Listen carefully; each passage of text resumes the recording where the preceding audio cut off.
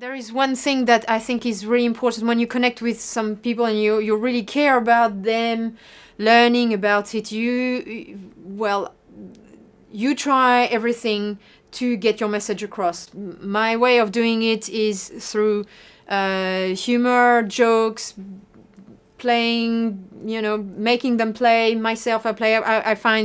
I find lots of analogies that are mainly silly, because you remember silly things and crazy things. You don't necessarily remember boring and complicated things. But if they are put in a context that is a little bit silly, then we create this common language around, for example, something that is something that everybody could understand, like critical thinking. It's a very complex process, and I try to teach critical thinking.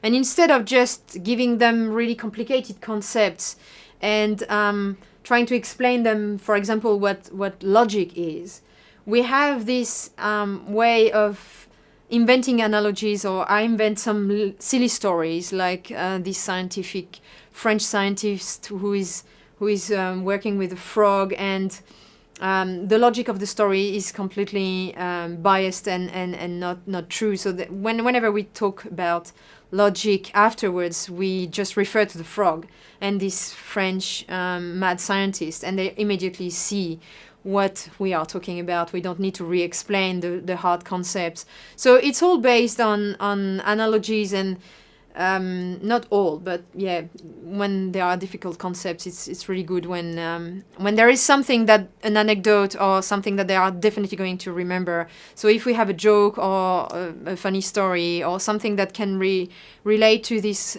complex concept, then we can go back to the joke instead of the complex concept, and then they know that it's related to the complex concept.